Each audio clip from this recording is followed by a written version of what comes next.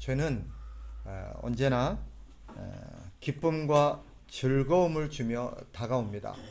만약에 죄가 두려움과 고통스러움으로 다가온다면 누가 죄를 짓겠습니까? 그러나 많은 사람들이 죄를 짓는 것은 그 죄가 언제나 우리에게 달콤함으로 다가오기 때문입니다. 그러나 죄의 열매는 씁니다. 죄의 열매는 부끄럽고 수치스럽습니다. 그래서 죄는 언제나 자신의 죄를 덮으려고 감추려고 애를 씁니다. 그때부터 죄는 자신의 죄를 덮는 죄의 열매를 감추는 은폐하는 일에 전념하기 시작합니다. 이게 죄의 특징입니다. 오늘 본문의 다윗이 그렇지요.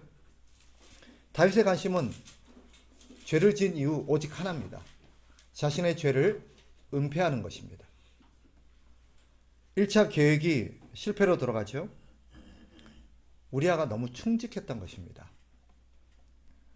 다윗은 플랜 B를 계획합니다. 전쟁을 이용해서 우리아를 죽게 하겠다라는 것입니다. 본문을 쭉 묵상하다 보면 다윗이 어떻게 이렇게까지 되었을까? 다윗이 이런 사람이었던가 싶을 정도입니다. 그러나 성경이 우리에게 그려내고 있는 메시지는 무엇입니까? 다윗 역시 별 수 없는 죄인이라는 것입니다. 예외는 없습니다. 우리라고 다르겠습니까? 사실 들키지 않았고 아직 짓지 않았을 뿐이지 우리 역시 다를 바 없습니다. 죄는 자신의 죄를 은폐하기 위해서 수단과 방법을 가리지 않습니다. 또 오늘 본문을 통해서 그려내고 있는 게 무엇입니까? 죄는 자신의 죄를 은폐하기 위해서 수단과 방법을 가리지 않을 뿐만 아니라 또 다른 죄를 양산해낸다는 것입니다. 16절, 17절 한번 가보세요. 16절, 17절. 성경이 이렇게 말하죠. 요압이 그 성을 살펴 용사들이 있는 것을 아는 그곳에 우리아를 두니 그 성 사람들이 나와서 요압과 더불어 싸울 때에 다윗의 부하 중 몇 사람이 엎드러지고 햇사람 우리아도 죽으니라. 눈여겨보셨습니까? 우리아만 죽은 게 아닙니다. 우리아를 죽이기 위해서 다른 무고한 사람들까지 희생을 시킵니다. 죄를 덮기 위해서 또 다른 죄가 저질러진 것입니다. 그뿐이 아닙니다. 죄는 죄를 덮고 은폐하는 과정 속에서 또 그 죄를 양산해내는 과정 속에서 또 다른 사람, 자신 외에도 또 다른 사람들을 죄짓도록 끌어들입니다. 오늘 본문을 보세요. 영문을 모르는 요압이 다윗의 죄에 참여합니다. 그는 왜 다윗이 이렇게까지 했는지 알았는지는 모르지만 어쨌거나 이 다윗의 범죄에 동참합니다. 죄는 다른 사람까지도 죄를 짓게 만드는 특징이 있습니다. 그래서 성경이 가르치는 게 뭐예요? 죄는 죄를 낳는다는 것입니다. 그래서 성경이 우리에게 그토록 강조하고 요구하는 게 무엇입니까? 할 수만 있다면 빨리 회개하라는 거예요. 왜냐하면 회개하지 않으면 죄는 죄를 낳고 계속해서 죄를 낳음으로써 악에 악을 더하고 악에 악을 더합니다.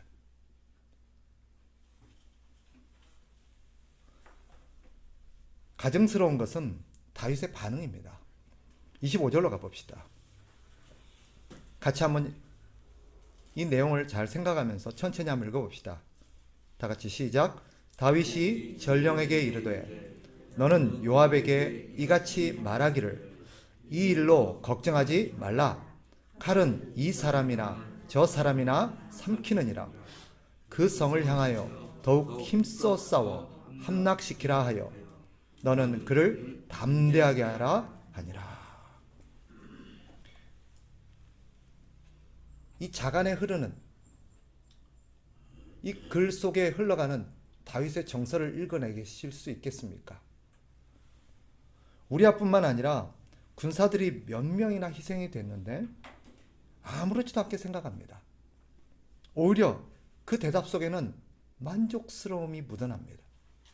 옳거니 해결됐구나. 자신의 죄로 인해서 충성된 부하들이 여러 명이 희생이 됐는데도 거기에 대한 관심이 없습니다. 내 죄가 감춰지고 왕으로서 내 체면과 내 자리, 내 권력을 지켰다라는 안도감뿐입니다. 이것이 죄가 주는 무서움입니다.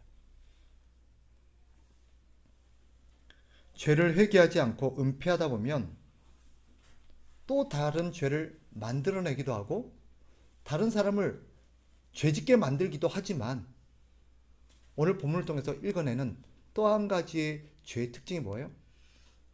그 죄를 회개하지 않고 계속 방치하게 된다면 죄가 그 사람을 계속해서 더없이 더 강팍하게 만들어 간다는 것입니다. 나중에는 구제불능이 됩니다. 결국 패망에 이르게 되지요. 최근에 우리 사회를 떠들썩하게 했었던 N번방 사건을 기억하십니까? 거기에 핵심 인물이었던 조주빈이라는 사람이 있었습니다. 그가 잡혀서 기자들 앞에서 인터뷰했던 그 내용을 지금도 잊을 수가 없습니다. 그가 뭐라고 했냐면 악마 같은 삶을 끝낼 수 있게 해주셔서 고맙습니다 라고 했어요. 저는 그 말이 진심이냐 아니냐의 여부를 떠나서 그 말은 사실입니다. 결국 잡혀서 처벌이 되지 않으면 이 악마와 같은 삶은 끝이 안 난다는 거예요. 조주빈이 제가 잘 모르겠습니다만은 처음부터 그토록 아주 악독한 사람이었을까? 그렇지는 않았을 거예요. 작은 죄가 저질러졌고 그 죄가 회개로 이어지지 않자 죄는 또 다른 죄를 만들어냈고 수많은 사람들을 자신의 죄에 끌어들였습니다. 결국 그는 악마 같은 삶을 끊을 수 없었고 결국 그 지경에 이르게 된 것입니다. 이것이 조주빈이나 다윗만의 모습일까요? 우리 모두의 모습입니다. 죄로 부패한 영혼, 그 죄가 한 영혼을 어디까지 부패하게 만들어낼 수 있는지를 오늘 다윗을 통해서 보여줍니다. 그러나 본문을 보시면 다윗이 놓치고 있었던 게 한 가지 있습니다. 뭘까요? 하나님이 그 모든 순간을 지켜보고 계셨다라는 점입니다. 그렇게 영민하고 믿음이 좋고 하나님을 경외하던 사람도 죄를 짓게 되는 순간 그 이성 속에서 그 지혜 속에서 하나님은 사라집니다. 하나님이 불꽃 같은 눈으로 자신의 삶을 지켜보고 있다는 것을 그렇게 잘 알던 사람도 그 순간만큼은 그 지성 속에서 그 냉철함 속에서 하나님에 대한 시선을 다 잃어버려요. 이게 죄가 저지르는 만행입니다. 하나님은 그 모든 상황을 지켜보고 계셨습니다. 마지막 27절 보세요. 끝부분에 이렇게 말하죠. 다윗이 행한 그 일이 여호와 보시기에 악하였더라. 다윗이 행한 그 일이 여호와 보시기에 악하였더라. 하나님은 보고 계셨던 것입니다. 악이 저질러지는 그 순간, 그 장면, 그 모든 상황들을 하나님은 낱낱이 지켜보고 계셨습니다. 다윗의 악은 하나님을 진노하게 하기에 충분했습니다. 그 역시 하나님의 심판을 받아 마땅한 자임을 성경은 보여줍니다. 하나님은 다윗이라고 죄를 눈감아주지 않으십니다. 우리가 갖고 있는 오해 한 가지가 있어요. 많은 그리스도인들이 갖고 있는 오해 한 가지. 똑같이 잘못해도 신자에게는 하나님이 관대하실 것 같고 신자의 잘못은 왠지 눈감아 주실 것 같은 그런 착각을 가지고 살 때가 많이 있습니다. 그러나 말 그대로 착각입니다. 하나님의 눈에 신자나 불신자의 죄는 똑같습니다. 똑같이 악하고 가증스럽습니다. 하나님은 불신자의 죄는 가중처벌하시고 신자의 죄는 덮어주시는 분이 아닙니다. 하나님의 눈에는 다윗의 죄나 사울의 죄나 똑같이 악합니다. 다른 글자가 쓰이지 않았어요. 똑같은 글자가, 똑같은 진단이 내려졌습니다. 성경은 우리에게 말합니다. 모든 사람의 죄는 하나님 보시기에 악하다는 것입니다. 나는 그동안 신앙생활 열심히 했고 하나님을 위해서 수고를 많이 했고 이런저런 기여를 많이 했으니 하나님 이 정도는 문제 삼지 않으실 거야. 그럴까요? 그렇지 않습니다. 다윗이 누구입니까? 그는 메시아인 예수 그리스도의 조상이 되는 인물입니다. 예수 그리스도가 오시는 통로로 사용된 인물입니다. 그러나 성경은 다윗 역시 악한 죄인에 불과하다는 것을 보여줍니다. 다윗 역시 예수 그리스도가 필요한 사람입니다. 아무리 귀하게 쓰임받은 사람도, 아무리 귀한 일을 많이 한 사람도, 아무리 덕망이 높고 사회적으로 존경받는 사람도 예수 그리스도가 필요한 죄인입니다. 이것이 예수 그리스도가 오신 이유입니다. 성경은 우리에게 가르치죠.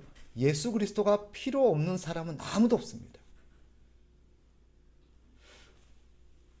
예수 그리스도는 우리를 벌하러 오신 것이 아닙니다.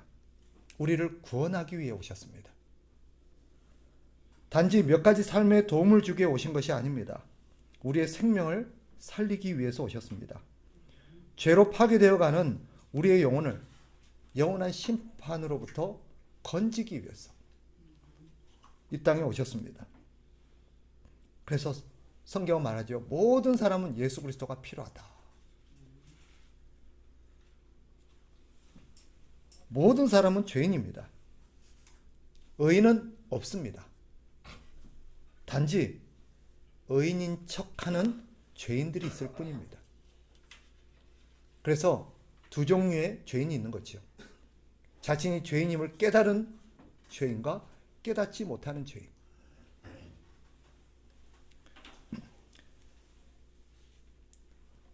자신의 죄가 드러나지 않았다고 안도하는 죄인이 있을 뿐이고 사람들이 모르기에 하나님도 모르실 거라고 착각하는 죄인들이 있을 뿐입니다. 의인인 척하는 죄인들에게는 몇 가지 특징이 있습니다. 혹시나 우리에게서 이런 모습들이 나타나고 있지는 않은지 우리가 새겨들어야 할 부분입니다. 자신이 죄인임에도 불구하고 죄인임을 알지 못하는, 그래서 자신이 착하고 의로운 사람이라고 생각하고 살아가는 그런 척하는 사람들에게는 시간이 갈수록 그 영혼이 점점 강팍해져 간다는 것입니다. 의로운 척하는 죄인들은 시간이 가면 나중에는 자신이 실제로 의롭다고 착각합니다. 처음에는 의로운 척 했는데 그것이 시간이 가면 실제로 자기가 그런 존재라고 착각하게 되는 거예요. 심지어 자신은 예수 그리스도가 굳이 필요 없을 만큼 깨끗하다고 생각하기 시작합니다. 그런 사람은 회개의 필요성을 느끼지 못해요. 또한 그런 사람들은 자신의 구원과 하나님의 모든 복이 자신의 의로움의 대가라고 생각합니다. 내가 구원받은 것은 다른 사람보다 내가 의롭기 때문이고 착하기 때문이며 하나님이 나에게 어떤 많은 복을 주신 것은 내가 다른 사람들보다 훨씬 의롭게 살았기 때문에 대한 거기에 대한 보상이라는 거지. 그러니 그런 사람들에게는 예수 그리스도의 십자가의 은혜에 대한 감사는 찾아보기 어렵습니다. 감사할 게 없지요. 자기 노력의 대가인데. 오히려 그들에게서 나타나는 건 무엇입니까? 하나님에 대한 감사와 찬송이 아니라 자신의 의로움을 자랑하는 헛된 자랑만 늘어나기 시작합니다.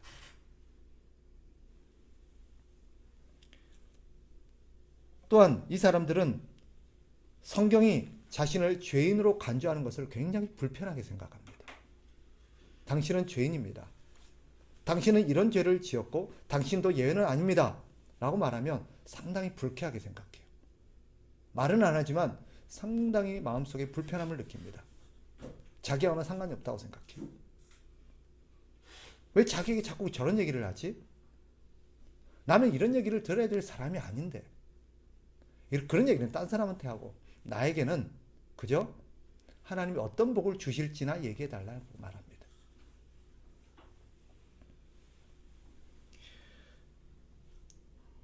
이런 사람들은 하나님이 자신에게 복을 더 주지 않는 것을 불편하게 생각합니다. 조금 더 불편한 표현을 쓰면 불쾌하게 생각합니다. 하나님 왜 나에게 복을 안 주실까? 저 사람들에게는 저런 복을 주시면서 나에게는 왜 이런 복을 주시지 않지? 하나님 이해가 안 되네. 한 가지 더, 이 사람들에게 나타나는 특징은 다른 사람들을 업신여깁니다. 그들의 죄를 못 봐요. 견디지를 못합니다. 어떻게 저런 죄인이 나와 함께 신앙생활을 할 수 있으며 어떻게 저런 죄인이 나와 같은 공동체에서 생활할 수 있는가? 상당히 불쾌하게 생각합니다. 그리고 그들과 자기를 차별합니다. 그들 마음속으로부터 업신여깁니다. 그러니 그들의 입에서는 다른 사람을 향한 정죄가 계속해서 나타나는 것입니다.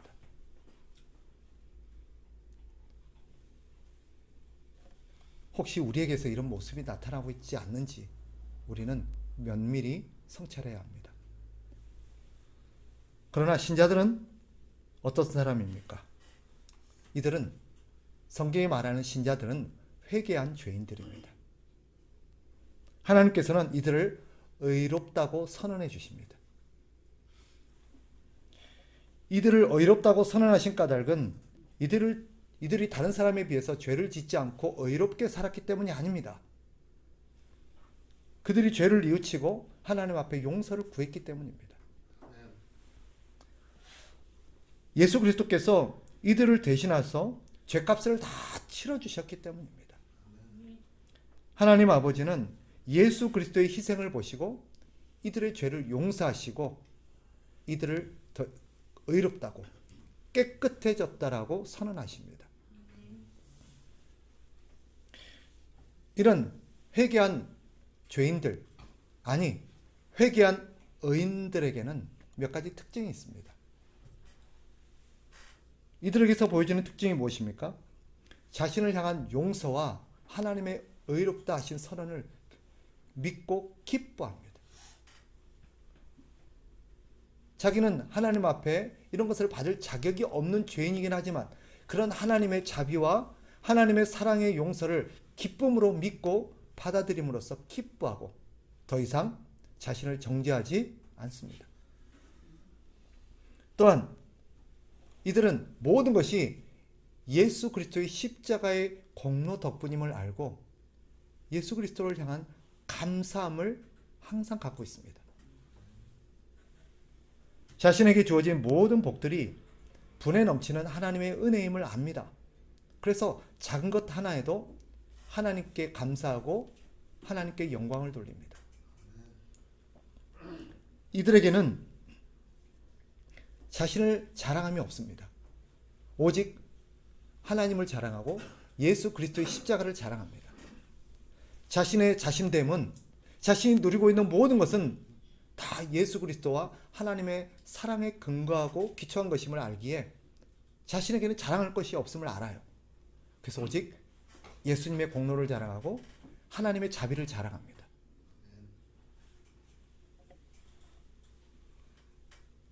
이들은 다른 죄인들을 불쌍히 여깁니다.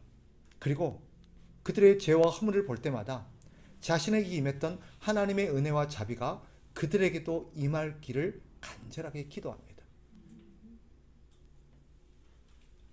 하나님 그들을 불쌍히 여겨주기를. 어떻습니까? 우리에게서 이런 모습들이 나타나고 있습니까? 저는 이 자리에 있는 우리 믿음의 형제 자매들이 다 하나님 앞에 회개한 그런 의인들이기를 기대하고 바랍니다. 그렇다면 우리에게 당연히 나타나야 될 아름다운 모습들, 그런 향기들이 우리에게서 나타나기를 기대합니다. 그래서 우리의 삶을 통해서 하나님께서 영광을 받으셨으면 좋겠습니다. 말씀을 정리하겠습니다. 오늘 성경이 우리에게 가르치는 중요한 진리들을 우리가 놓쳐서는 안 됩니다. 유감스럽게도 우리는 회개했지만 여전히 죄를 짓고 살아갑니다. 성경은 우리에게 그때마다 회개하라고 가르칩니다. 작은 죄든 큰 죄든 그 죄가 깨달아지고 그 죄가 생각날 때마다 하나님 앞에 회개하기를 늦춰서는 안 됩니다. 그 죄를 자신의 죄가 드러남으로 인해서 자신이 부끄러워지고 수치가 드러날까봐 그 죄를 은폐하려고 한다면 그 죄는 또 다른 죄를 양산해내는 근거가 될 겁니다. 그 과정에서 우리는 더 많은 죄를 저지르게 될 것이고 또 우리로 인해서 더 많은 죄의 희생자가 생겨날 것이며 또 어떤 사람들을 우리의 죄로 끌어들이는 그런 악을 저지르게 될 겁니다. 그러니 죄가 깨달아지면 은폐하려고 하지 마십시오. 죄가 깨달아지고 하나님 우리의 죄를 지적하시면 하나님 앞에 넙죽 엎드려서 용서를 구하십시오. 기억하십시다. 하나님은 반드시 지난번에 말씀드렸지만 우리의 죄를 드러내십니다. 만천하에 드러내십니다. 그때는 우리가 정말로 수치를 당합니다. 그러나 회개한 죄인은 비록 사람들이 그로 인해서 여러 가지 어떤 비난과 손가락질을 할지라도 시간이 가면 불쌍히 여깁니다. 하나님이 그를 불쌍히 여기듯 회개한 죄인은 사람들이 긍휼히 여깁니다. 그러나 회개하지 않는 죄인들은 그리고 그 죄가 발각되어졌음에도 불구하고 은폐하려고 급급하고 변명하려고 급급하는 죄인들은 우리가 보기에도 어떻습니까? 그들은 비난받아 마땅합니다. 그래서 더 큰 비난을 받습니다. 그러니 내 죄가 드러남으로써 이 죄가 다른 사람에게 혹시나 알려짐으로 인해서 받을 비난과 손가락질이 두려워서 그 죄를 은폐하게 된다면 나중에는 용서받지를 못한 죄인이 될 겁니다. 늦기 전에 하루빨리 빠르면 빠를수록 좋습니다. 그 죄를 하나님 앞에 시인하고 용서를 구하십시오. 사람들에게 드러난다 할지라도. 그것이 용서와 자비를 받는 유일한 길입니다. 그리고 더 우리의 영혼이 강팍해지고 더 많은 죄를 양산하는 것을 막을 수 있는 유일한 길입니다. 그리고 그렇게 회개한 죄는 하나님이 반드시 용서하시고 반드시 그 죄를 하나님께서 긍휼히 여기사 회복할 수 있는 기회를 주십니다. 또 한 가지 오늘 성경이 우리에게 가르치는 진리가 무엇입니까? 그래서 예수님이 오셨다라는 거예요. 우리는 예수님의 공로와 예수님의 은혜가 필요합니다. 우리의 죄를 용서받기 위해서는 우리의 회개라는 행위가 우리의 죄를 용서받게 하는 게 아니에요. 예수 그리스도의 십자가의 공로가 우리의 죄를 용서받게 하는 것입니다. 어떤 사람들은 내 진심으로 회개함으로써 그 회개라는 행위 자체가 하나님의 용서를 끌어낸다고 생각하는 사람들이 있습니다. 아니에요. 아닙니다. 우리가 아무리 간절하게 처절하게 눈물 콧물 흘리면서 회개한다 할지라도 그 처절한 행위 자체가 하나님의 용서를 끌어내는 게 아닙니다. 하나님이 우리의 죄를 용서하는 것 기반은 근거는 예수 그리스도의 대속의 희생입니다. 그러니 우리는 하나님 앞에 우리의 죄를 철저하게 회개할 뿐만 아니라 예수 그리스도의 십자가의 공로를 붙들어야 합니다. 하나님 앞에 나아갈 때 하나님, 우리는 의지할 게 아무것도 없습니다. 하나님 앞에 용서를 구할 수 있는 아무런 기반도 없습니다. 예수 그리스도의 그 보혈의 피를 의지하며 하나님 앞에 나아가니, 하나님 아버지요, 예수 그리스도의 십자가의 보혈의 피를 보시고 내 죄를 용서해 주십시오 라고 우리는 구해야 합니다. 예수 그리스도 없이는 아무도 용서받을 수 없어요. 그러니 예수 그리스도를 의지하십시오. 예수 그리스도를 붙드셔야 합니다. 아울러서 오늘 성경 우리에게 가르치는 게 뭐예요? 예수 그리스도는 모든 사람에게 필요합니다. 예수 그리스도가 필요 없을 만큼 의로운 사람은 아무도 없습니다. 여러분이 비록 생각나는 죄를 짓지 않았다 할지라도 우리가 생각하지 못하는 죄는 짓고 삽니다. 모든 사람에겐 예수 그리스도가 필요해요. 한 주간 우리 가운데는 정말 열심히 산 사람도 있을 거예요. 믿음 생활 정말 열심히 하고 하나님의 말씀대로 살려고 몸부림친 사람도 있을 것입니다. 그래서 그 하나님을 향한 선한 몸부림으로 인해서 자신이 뿌듯해하고 아주 자신이 기특한 사람도 있을 거예요. 그래서 하나님 앞에 나와서 예배할 때, 하나님, 한 주간 정말 내가 열심히 살았습니다. 주의 말씀대로 살려고 정말 내가 애를 썼습니다. 그러니 나의 이런 의로움, 나의 이런 선행들을 하나님 기억해 주십시오. 우리는 이런 기도를 할 수 있습니다. 그러나 그것이 우리를 하나님 앞에 의롭게 만들지는 못합니다. 단 1도. 그런 사람이라 할지라도 그 모든 것이 우리를 도우신 예수 그리스도의 은혜였음을 우리는 깨달아야 합니다. 우리가 하나님 앞에 나아갈 수 있는 것은 예수 그리스도를 통해서입니다. 그러니 죄를 지은 사람이나 열심히 살았던 사람이나 우리는 예수 그리스도를 의지해야 하고 예수 그리스도를 필요로 합니다. 예수 그리스도가 필요 없는 사람은 아무도 없어요. 그만큼 의는 없습니다. 우리의 의라는 것이 하나님 보시기에는 걸레와 같다고 표현을 하지 않습니까? 모든 사람은 예수 그리스도가 필요합니다. 한 가지만 더 말씀드린다면 본문이 우리에게 가르치는 진리는 무엇입니까? 용서받지 못할 죄는 없다라는 것입니다. 용서받지 못할 죄는 없습니다. 하나님은 어떠한 죄도 용서하십니다. 단 성경에 보면 용서받지 못하는 죄가 있다던데요. 성령 회방죄라든지, 그죠? 성령을 모독한 죄는 용서를 받지 못하는 그런 죄도 있던데요 라고 생각하는 분이 있을지 모르겠습니다. 그러나 성령 해방죄라든지 성령을 모독한 죄는 다른 것이 아닙니다. 쉽게 말하면 회개하지 않은 죄입니다. 회개하지 않은 죄는 용서받을 길이 없습니다. 모든 죄는 하나님 앞에 회개함으로써 용서를 받을 수 있으나 회개하지 않으면 용서를 받지 못합니다. 그럼 성령 해방죄는 무엇입니까? 예수 그리스도를 통한 하나님의 구속의 은혜와 용서의 사랑을 믿지 않고 무시하고 모독하는 것입니다. 그게 성령 해방죄입니다. 쉽게 말하면 예수 그리스도를 믿지 않는 죄, 성령이 어떤 분이십니까? 예수 그리스도를 증거하는 그리스도의 영이십니다. 성령은 예수 그리스도를 증거합니다. 그게 성령이 하시는 일이에요. 그래서 성령은 우리로 하여금 예수 그리스도를 믿고 예수 그리스도의 속죄를 받아들이도록 역사하십니다. 그런데 그 성령의 역사를 무시하고 모독하는 게 무엇입니까? 그리스도를 믿지 않는 거예요. 그러니 결과적으로 성령 모독죄는 회개하지 않은 죄라고 볼 수 있는 것입니다. 이런 죄도 용서해 주십니까? 네.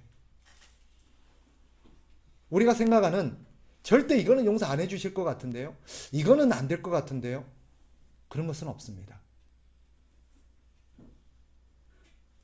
하나님은 모든 죄를 용서하십니다. 단지 하나님 앞에 용서를 구하지 않은, 즉 회개하지 않은 죄가 있을 뿐입니다. 오늘 우리는 하나님 앞에서 어떤 죄를 지었더라도 항상 모든 순간에 하나님 앞에 회개함으로써 하나님 앞에 더 이상의 죄를 짓지 않는 깨끗한 영혼과 깨끗한 양심으로 하나님을 기쁘시게 하며 살아가는 우리 모든 성도들 되시기를 주의 이름으로 축복합니다.